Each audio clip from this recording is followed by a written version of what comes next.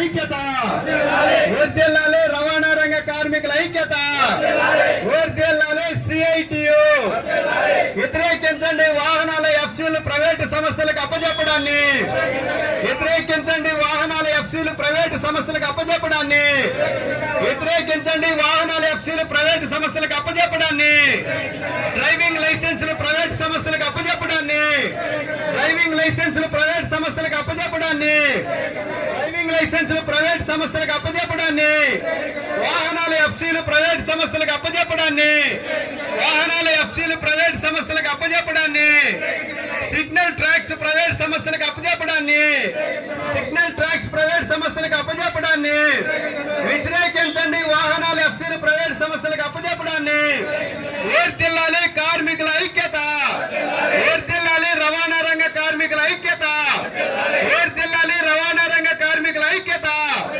వర్ధిల్లాలి సిఐటియు వర్ధిల్లాలి సిఐటియు వ్యతిరేకించండి వాహనాల ఎఫ్సీలు ప్రైవేట్ సంస్థలకు అప్పజెప్పడాన్ని వ్యతిరేకించండి వాహనాల ఎఫ్సీలు ప్రైవేట్ సంస్థలకు అప్పజెప్పడాన్ని ప్రభుత్వం తీసుకొచ్చినటువంటి మోటారు వాహనాల చట్ట సవరణ బిల్లులో భాగంగా మొత్తం యావత్ రవాణా రంగాన్ని ప్రైవేటు సంస్థలకు అప్పజెప్పేటటువంటి పరిస్థితి ఈరోజు కేంద్ర ప్రభుత్వం తీసుకొచ్చింది.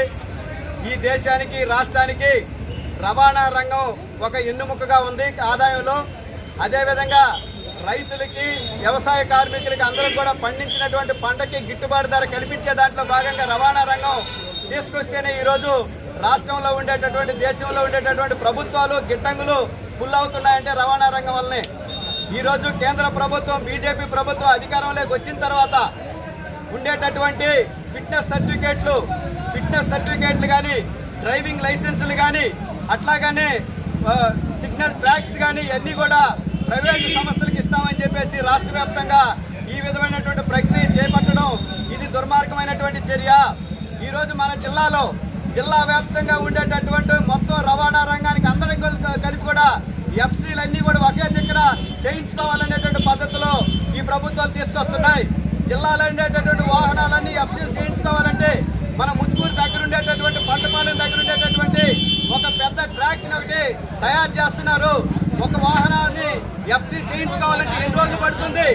ఈరోజు ఎఫ్సీ చేయించుకోవాలంటే 2 రోజులు పట్టచ్చు, వారం రోజులు పట్టచ్చు, 10 రోజులు పట్టచ్చు.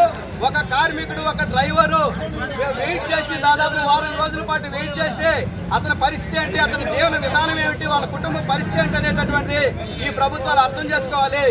ఈరోజు లైసెన్స్ రావాలంటే కంప్యూటర్లో ఉండేటటువంటి సిగ్నల్స్ ని కనిపెడితేనే లైసెన్స్ ఇస్తామని చెప్తున్నారు. ప్రైవేట్ సంస్థలకు ఇచ్చిన తర్వాత అది వేగంగా పోయిన తర్వాత ఇంకా లైసెన్స్ వచ్చేటటువంటి పరిస్థితి ఉండదు. నడిపేటటువంటి డ్రైవింగ్ ఆధారంగా వాళ్ళ డ్రైవింగ్ లో నైపుణ్యత ఉందా లేదా చూసుకొని డ్రైవింగ్ లైసెన్స్ ఇవ్వాలి. అదేవిధంగా సిగ్నల్ ట్రాక్స్ అనేటటువంటి తీసుకొచ్చేసి మొత్తం మన ముత్తుకూరు దగ్గర ఉండేటటువంటి జిల్లా వ్యాప్తంగా ఉండేటటువంటి వెహికల్స్ అన్నింటిని కూడా ముత్తుకూరు దగ్గర ఎఫ్సీలు చేయిస్తామనేటువంటి పద్ధతుల్లో ఈరోజు ప్రభుత్వ రంగ సంస్థలు ఆర్టీఏ ఆఫీసులు నిర్వీర్యం చేసేటటువంటి పద్ధతులకి ఈరోజు కేంద్ర ప్రభుత్వం దానికి తొత్తులుగా ఉండేటటువంటి రాష్ట్ర ప్రభుత్వాలు వ్యవహరిస్తున్నాయి.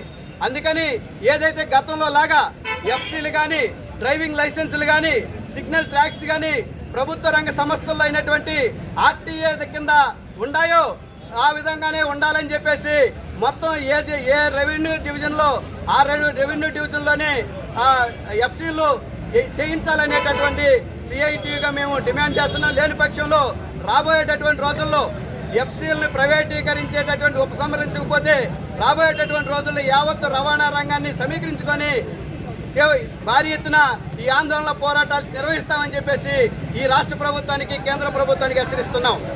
నాగేశ్వరరావు, సిఐటియు, నెల్లూరు నగర కార్యదర్శి.